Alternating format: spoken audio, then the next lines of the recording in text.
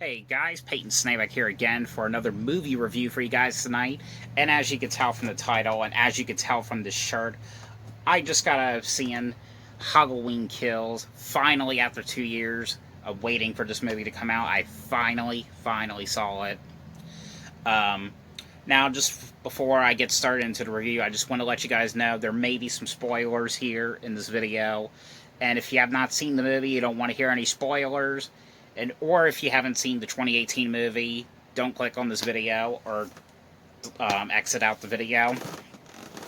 But all right, let's go ahead and get started. So this movie takes place exactly right after the events of the 2018 movie. You know, Laurie Strode and her daughter and granddaughter are on the truck, and they get taken to the hospital where Jamie Lee Curtis is getting surgery done after being attacked by Michael again. And Michael Myers survives the fire that was taking place at her house. And basically, Michael Myers survives the fire, and he's off in Haddonfield taking people out once again. And when that's around on the news that Michael Myers is out, there's people from the original 1978 movie form a mob to go after his ass, basically. Now, I'm a big fan, Michael. I'm a big fan of the Halloween movies. You know, I know some of the ones were stupid. I know, like, what's it called? The Producer's Cut, or The Curse of Michael Myers. I hated that one. Same thing with Rob Zombie's Halloween 2. That can go to hell. You know, I really wanted to be hyped for this movie because of the trailer. You know, I watched the trailer for this movie God knows how many times. But that's how hyped I was to see this movie. Now, I want to say, too, like I said, there are some things about this movie I did like, and there's some things about the movie I didn't like. The thing I did like, first of all, I loved the gore effects. The movie was so gory. You know, I love the gore effects that they did. I'm not going to say what they are. I'm not going to spoil. But there were times where I was kind of wondering, like, was this even a Halloween movie, or like, because, you know, honestly, I did kind of expected some comedic aspects to this movie, since the fact it was directed by a person who's famous for comedy movies, David Gordon Green and Danny McBride. So I did kind of expected that, because we did have that in the other movie. But yeah. But the thing is, you know, and obviously I kind of this was something I was kind of expecting, that Jamie Lee Curtis was not going to be in this movie that much, because her character is, like, in the hospital the entire time. So this one is kind of like a remake to the original Part 2, which I really love a lot. I might watch that sometime this month, or for Halloween, of course. Because I've always liked that sequel for some reason. I just like how it took place in the hospital. I was kind of hoping to see, you know, Michael Myers killing people in the hospital again, but you don't get that. He's just on the street, so maybe we'll get it in the last movie that comes out. I don't know. But what I do love, of course, here's the thing I do love, that some of the original characters came back. Like, of course, you know, Kyle Richards, who originally played Lindsay in the original movie, and then she came back 43 years later to do her character again. Now, I usually don't like replacements of actors or actresses, even though the Tommy character was a replacement, but it was replaced by someone that we all know, Anthony Michael Hall, who is famous for 16 Candles, The Breakfast Club, Weird Science.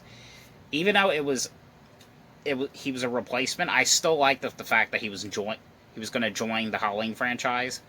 Someone who's, like, best known for those 80s classic movies to join the horror franchise. I think he's done some horror in the past. I think he did one called, like, Zombie Night or something. But it was really great seeing his character, you know, wanting to go get Michael's ass. And like I said, I do love the gore scenes. I love the death scenes. You know, they didn't disappoint me. I loved it. I loved all the death scenes that it was showing. But there was some times when I was watching this movie, I was kind of like, why are they doing it like this, or why are they doing it like that? You know, I mean, it's not a bad movie. I mean, this is not a bad movie. I mean, you know, I've seen much worse movies than this. I mean, this is not a bad movie at all. It's just not my. It's not really like my favorite. You know, I think I kind of like the 2018 movie a lot better.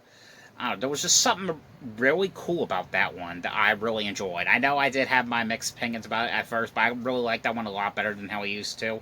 And yes, of course, you know, I will get the Blu-ray when it comes out, which I'm gonna probably predict it's gonna come out sometime in January. I don't know. Um, Maybe much sooner. I don't know, but of course I'll get that. Now, of course, I'm gonna use the digital code. Well, you have to complete the series, so. Um, but I will watch it again. I know it's streaming on Peacock right now, because I know some people go to the movies to see it. So, and I have to say, by the way, you know, it's been a very, very, very long time since I've been into a movie theater where it's all packed. So this was like the first in like, God, like 10, maybe 12 years. Um, so, but on a scale 1 to 10, oh, another character that came back, by the way, I wanted to say was oh yeah, Marion Chambers came back. Nancy Steffens. I was happy to see her character come back, and Charles Cyphers, who played the original Sheriff Brackett. It was so great seeing him come back. Um, because I think he retired, and then he got out of retirement just to come back and do this new movie. But I will say though, on a scale 1 to 10, I give this one probably a 7.5.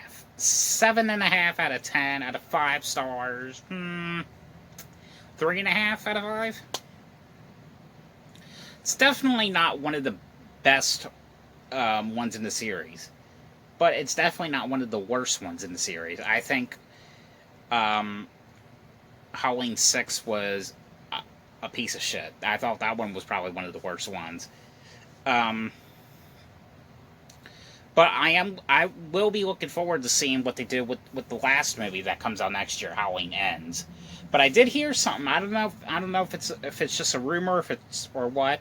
But I did hear something about they were going to do more Halloween movies after Halloween Ends. Because I guess because the fact that now that Michael Myers is part of the Blumhouse family, that there was no way in like taking him out of the Blumhouse series. So I don't know. That's what I heard. So I kind of hope the rumors are true. So, but just don't make them stupid though. Um, that's pretty much all I have to say. So, but guys, thank you so much for watching this video. Hope you guys enjoyed this video. Thanks for watching, and I'll see you guys later. Bye. Another thing I forgot to mention before I sign off. It had a great. The thing I did like though was it had a great intro. Something cool and retro about the intro. That rhymed. It seemed cool because there were some flashback scenes.